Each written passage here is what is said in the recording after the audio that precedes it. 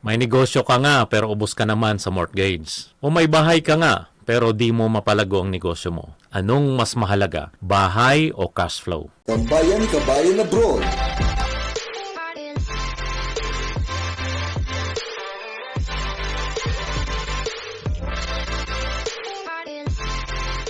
Dito, kapit bisig tayo sa pag-angat.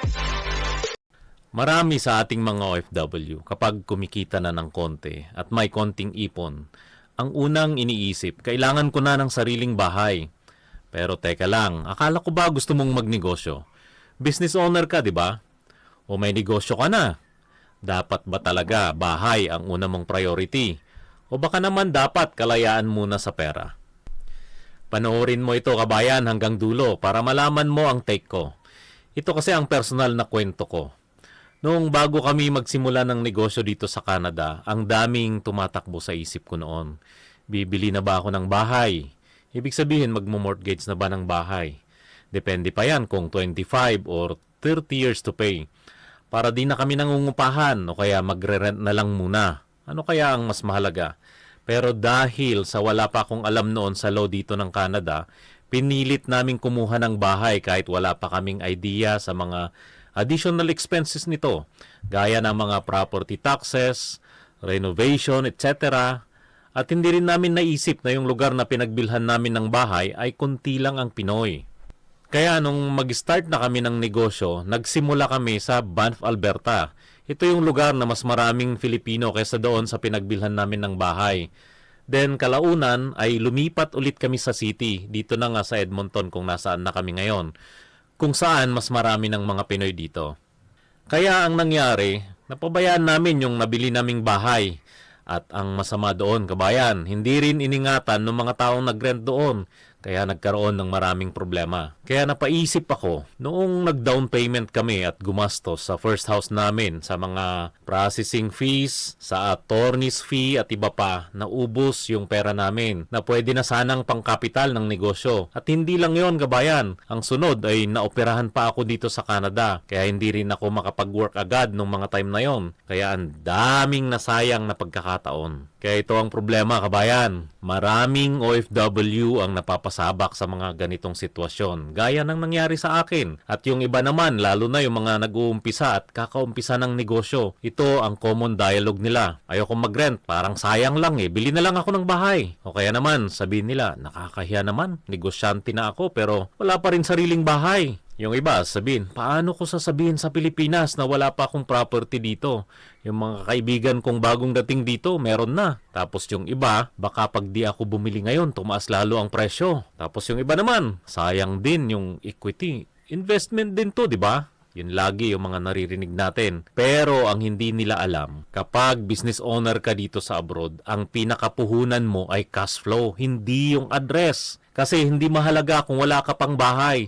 Ang importante ay tuloy-tuloy ang ginagawa mong negosyo. Pero bro, hindi ko sinasabing huwag kang bumili ng bahay. Ang point ko lang, timing, huwag padalos-dalos. Kung nagre-rent ka ngayon dahil hindi ka pa sigurado sa negosyo mo or kung hindi pa establish ang business mo sa lugar kung nasaan ka, goods na yan kabayan. Mas madali kang makapag-adjust at mag-expand kung hindi ka pa nakatali sa lugar or bahay na kinuha mo. At lalo na, nakakapag-pivot ka pa sa business decisions mo dahil wala ka pang iniisip na 25 or 30 years to pay na bahay. At kung sobrang stable na ng negosyo mo at may sobra ka ng kapital, boom! Doon ka na mag-isip kung gusto mo nang bumili ng bahay. Hindi yung pressure ka, kundi nasa timing at strategy mo. Naniniwala kasi ako kabayan na ang bahay ay reward. Hindi simula. Ang bahay para sa akin ay bunga ng maayos at matibay na negosyo. Hindi siya stepping stone na para maipakita lang na umaangat ka sa buhay, kundi milestone ito o mahalagang yugto ito ng ating buhay pag ninegosyo. Kasi kung nauuna ang luho kaysa sa kita, baka hindi luho ang mabili mo kabayan, kundi utang.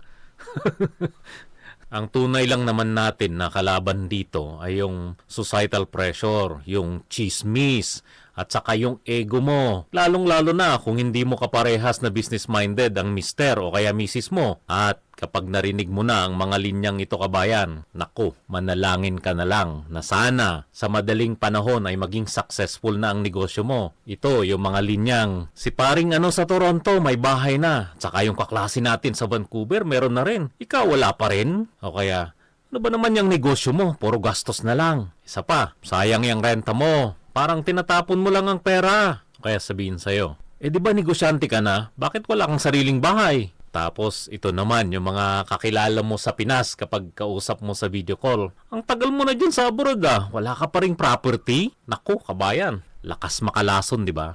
Pero tandaan mo, hindi lahat ng may bahay ay may kapayapaan.